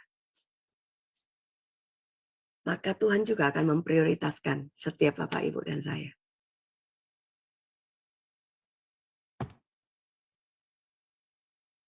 Jadikan Tuhan yang nomor satu, maka ini bukan cuma sekedar janji, tetapi ini adalah satu janji yang dibuat oleh Tuhan, bukan oleh manusia. Dan ketika Tuhan itu berjanji, maka Dia akan menepatinya. Bahwa Dia akan memberkati setiap Bapak, Ibu, dan saya. Jadi mari kita semua belajar untuk kita menomorsatukan Tuhan. Untuk kita menjadikan Dia Tuan dan Raja dalam hidup kita. Untuk kita belajar menyelesaikan setiap pekerjaan, setiap apapun yang Dia mau untuk setiap kita kerjakan. Lewat seluruh kehidupan kita. Saya percaya bahwa kita semua sedang belajar. Sama-sama kita mau belajar ke sana. Amin, Bapak Ibu. Saya selesai malam ini. Terima kasih, Tuhan berkati. Ya, baik. Terima kasih Ibu Magda. Sangat memberkati ya Bu, pelajaran malam ini mengajarkan kita bagaimana kita harus memprioritaskan Tuhan di dalam hidup kita. Karena memang itu satu hukum ya Bu, ketetapan dari Tuhan. Dan kedua, supaya hidup kita dalam damai sejahtera ya Bu, sukacita dan juga dalam perlindungan Tuhan selalu ya. Luar biasa. Terima kasih Bu Magda. Pelajaran malam ini sangat memberkati kami semua. Semoga Bapak Ibu juga menjadi terberkati ya dengan pelajaran malam ini, dan selanjutnya tinggal kita melakukannya ya Ibu Magda ya. Dalam kehidupan kita harus bisa mengutamakan Tuhan ya Bu di dalam hidup kita, dengan bukan dengan hanya di mulut, tetapi sekuat tenaga kita ya Bu ya, sekuat tubuh kita, jiwa kita ya Bu, akal budi kita untuk bisa taat ya Bu, memprioritaskan Tuhan di dalam hidup kita. Luar biasa. Baik Bapak Ibu, sebelum kita tutup acara kelas kita, maka saya akan membacakan acara-acara Sema Adonai ke depannya terlebih dahulu ya Bapak Ibu. Baik, saya share. Baik Bapak Ibu, untuk besok hari Sabtu 29 November 2025 di jam 21.00 waktu Indonesia Barat, di Sema Adonai akan kembali ada kelas pembelajaran firman. Dan kita akan belajar tentang materi bahasa Ibrani ya. Dan temanya kali ini adalah Hanukkah yang akan dibawakan. Dan ini adalah sesi yang ke-69 ya, yang akan dibawakan oleh narasumber kami untuk bahasa Ibrani seperti biasa adalah Pak Evangelis Erikson Ritonga MTH dan moderatornya adalah Bro Agus. Dan di hari Minggu 30 November 2025 di jam 19.00 waktu Indonesia Barat di Sema Adonai seperti biasa akan ada ibadah online ya Bapak Ibu, dan ibadah online kita ini akan dipimpin liturgisnya oleh Ibu Dewi dari Jerman, dan untuk lagu pujiannya akan dipimpin oleh Yanti Festers dari Jerman juga. Dan untuk tema ibadah kita kali ini adalah Jalan Keselamatan yang akan dibawakan oleh narasumber kami yaitu Pak Evangelis Yanto Liao SE. Selanjutnya Bapak Ibu, ini adalah renungan pagi Sema Adonai diadakan setiap hari mulai dari hari Senin sampai dengan Sabtu dimulai dari jam 5.30 pagi waktu Indonesia Barat dan dilayani oleh hamba-hamba Tuhan yang sangat memberkati. Jadi Bapak Ibu sekalian, untuk renungan pagi Sema Adonai ini dapat Bapak Ibu ikuti lewat Zoom Sema Adonai atau lewat channel YouTube Cahaya Firman. Dan bagi Bapak Ibu yang belum mensubscribe channel YouTube baru kami Cahaya Firman, tolong subscribe ya Bapak Ibu. Dan bagi Bapak Ibu yang sudah mensubscribe channel YouTube baru kami Cahaya Firman, tolong subscribe sekali lagi dengan penulisan @cfirman79-x9o60. Dikarenakan ini adalah channel Cahaya Firman kami yang paling terbaru kembali. Dan juga Bapak Ibu tolong subscribe juga channel YouTube kami yang dengan penulisan @cahayafirman_j3x bagi Bapak Ibu yang belum mensubscribe-nya. Dan juga Bapak Ibu tolong subscribe juga channel YouTube kami satu lagi yang bernama Sema Adonai Plus dengan penulisan @Sema Adonai Extra. Dikarenakan di channel Sema Adonai Plus ini Bapak Ibu bisa melihat keseluruhan rekap dari acara-acara channel Cahaya Firman terdahulu. Dan juga tolong bantu share ya Bapak Ibu channel Cahaya Firman ini kepada yang lain supaya semakin banyak juga orang-orang yang bisa mengikuti keseluruhan acara-acara dari kelas Sema Adonai lewat channel Cahaya Firman, terutama program-program dari Sema Adonai yang tidak di-live-kan di channel-channel lain, seperti program Renungan Pagi Sema Adonai, kemudian Renungan Pagi dari Bapak Gembala kami sendiri, yaitu Pak Pendeta Daniel Palungan, yang diadakan setiap hari Jumat 1 kali dalam seminggu, dan juga ibadah online Sema Adonai.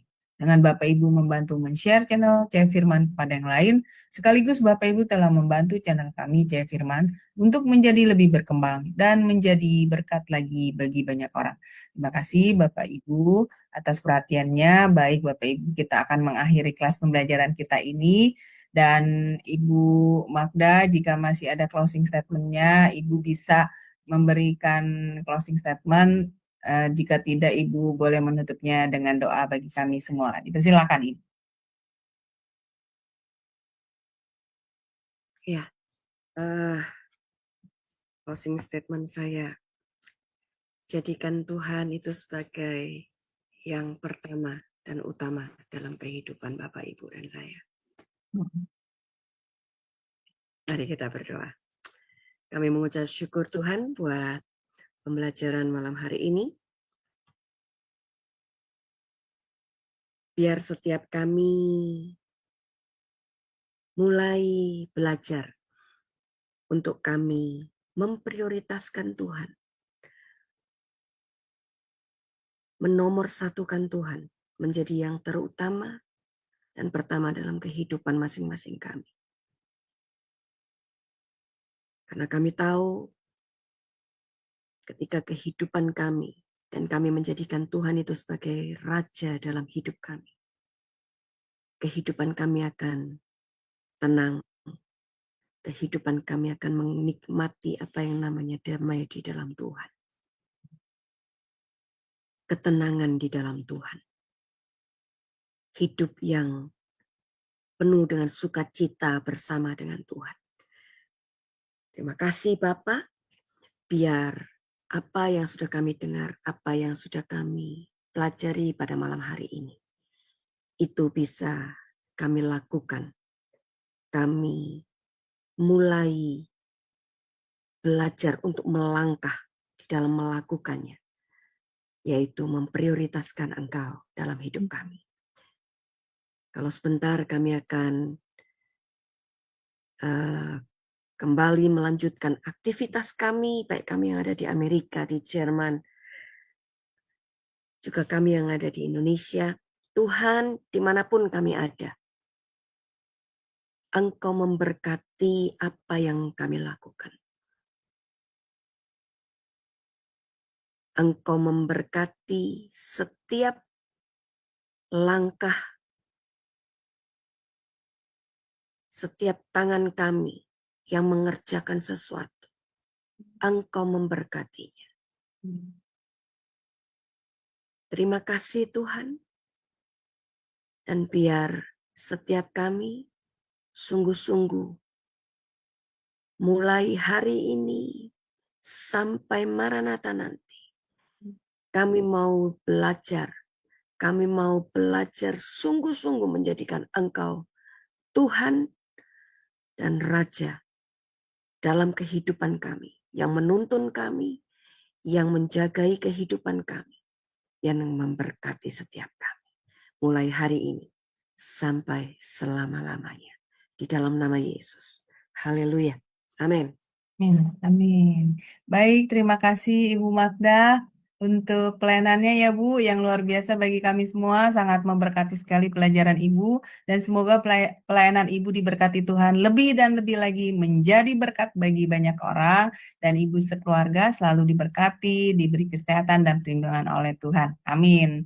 Baik Bapak Ibu sekalian, terima kasih untuk kebersamaannya dengan tim Sema Adonai, dan juga saya berharap ya pelajaran malam ini juga sangat memberkati Bapak Ibu semua ya, dan memberikan peneguhan bagi iman Bapak Ibu sekalian. Dan jangan lupa Bapak Ibu, besok pagi masih ada renungan pagi Sema Adonai pukul 5.30 pagi waktu Indonesia Barat, dan juga di malam harinya masih ada kelas pembelajaran firman.